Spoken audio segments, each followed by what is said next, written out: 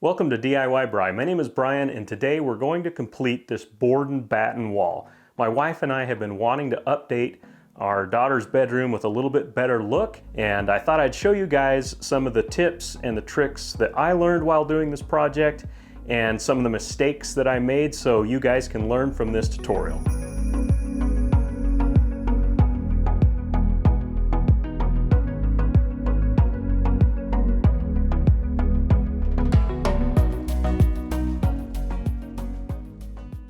So one of the first things that I'm going to do is remove all the baseboards along this wall and the two side walls there so that it doesn't interfere with the installation. A couple tools that make it easier to remove the trim from the wall without damaging it is a flat-headed screwdriver and a couple pry bars like these here and a razor knife and a hammer. So what you do is you basically take a little flat-headed screwdriver and a hammer and tap that between the trim and the wall and then pry that back a little bit so that you can fit the larger pry bar in there and then just start prying those trim pieces back until you get them loose enough that you can pull them away from the wall.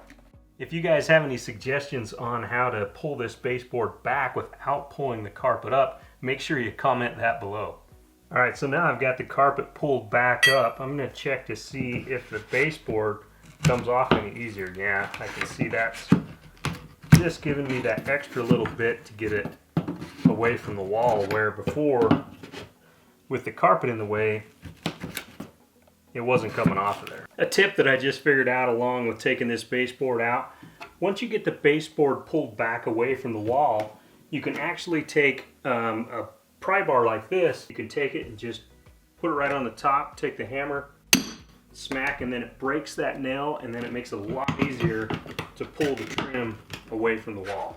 Okay, so now it's time to pick up some supplies. I went to the local Home Depot store and picked up two 4x8 sheets that were 1/2 inch thick of MDF.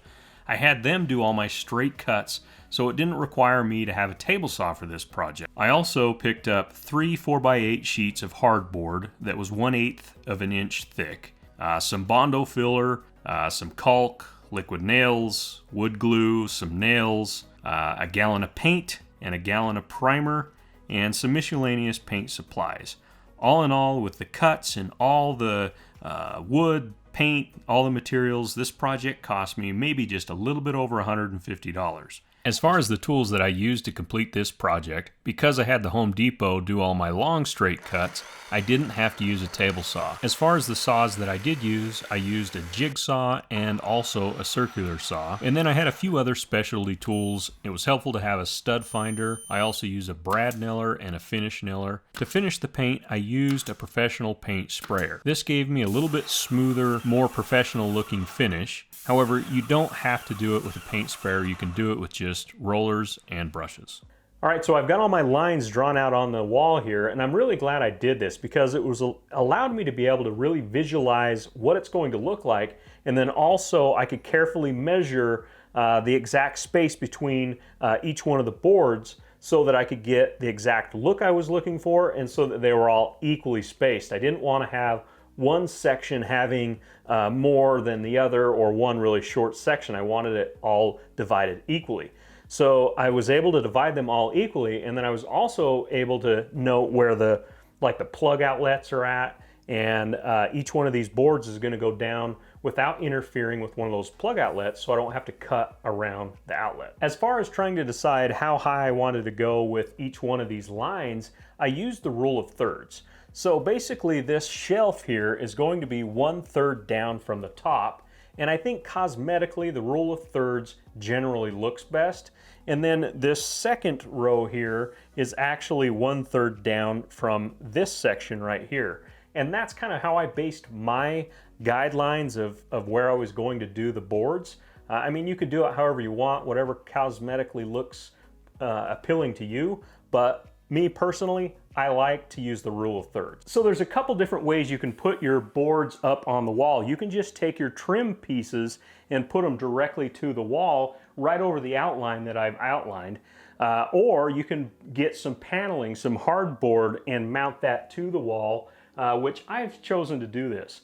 And I've cut it into 3 separate pieces, primarily so it's easier to attach to the wall. and then also to carry into the house. Okay, to get my outlets through the hardboard, I went ahead and drilled 4 holes within the square of my outline. This allowed me to get my jigsaw blade down through the holes and make straight cuts on each one of the outlet lines. All right guys, now it's time to test my my cut here to make sure that the outlet is lined up correctly. Put this baby in here and see how I did.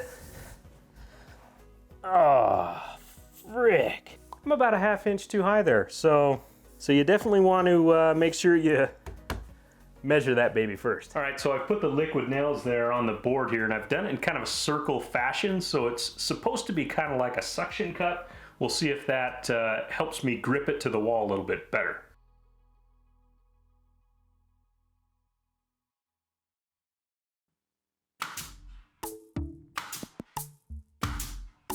All right, so we've got the paneling up here along the wall. Now it's time to install our first piece of trim. And it's super important that you use a level and get this board right here completely level so that your whole project is going to be level.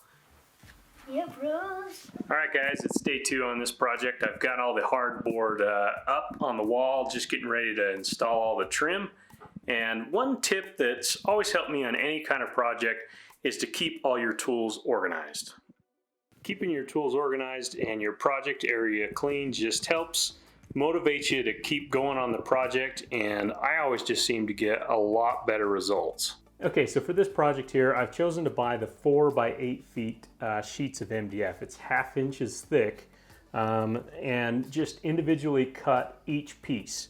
Now you can buy just the trim pieces already cut like this one here, and they have like a rounded edge. It just kind of depends on the look that you're going for.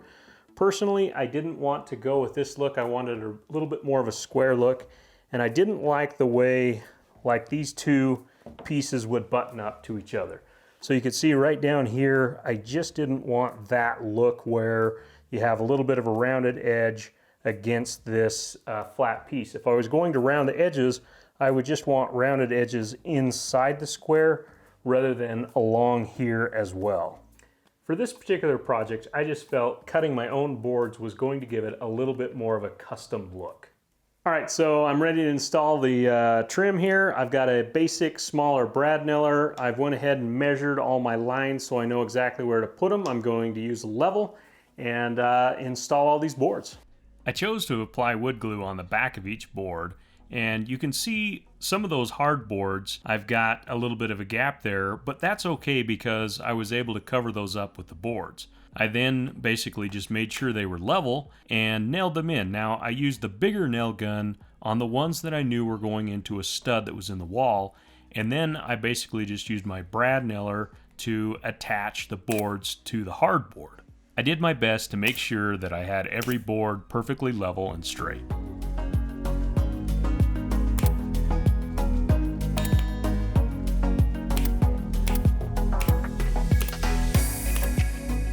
Once I completed all the vertical lines, it was then time to install the top, and you basically do it in the same way. I did make sure that it was really level on top. Okay, so now it's time to install the horizontal boards. Now these are a little bit wider than my vertical boards, but not quite as wide as the top and the bottom board. I used a circular saw to cut each one of these boards at the proper width. All right guys, so if you don't have a table saw or like a compound miter saw, you can do this with a jigsaw or a circular saw. You just need to build a little bit of a jig to get a straight cut like this one here. All right guys, so you can see I've got this piece of trim here all clamped up on the workbench, and also a square clamped up so I can use that as a straight edge to ride the saw along there to get a straighter cut. All right, I'm excited the way this is turning out. Everything's looking really good, and it's just about ready for the Bondo and the finishing. I personally like to use Bondo on larger cracks or gaps or a little bit of uneven spots in the wood. I like to use Bondo because it's a little bit harder, and I feel like it's a little stronger than some of the spackle or the wood putty that you can get, and I just like working with it better. Basically, you just take some all-purpose Bondo and some hardener and you mix it together and get your desired amount that you want and go ahead and apply it, let it dry, and sand it. Rather than fill the little small holes like the brad nails with Bondo, I used a lightweight spackle because it's a lot easier to sand and also really easy to apply. Alright guys, I thought I'd share a little tip with you. As my dad would always say, this is a tip that I learned from the Navy. You're going to take this little adapter here and hook it onto the end of your sander so that you can hook this up to a shop vac. Gaffer's tape that photographers commonly use to tape stuff together. This is nice because it doesn't leave any sticky residue like duct tape or electrical tape or anything like that. Now I'll just do the same thing, hook the extension of the shop vac to it and get sanding away at this thing.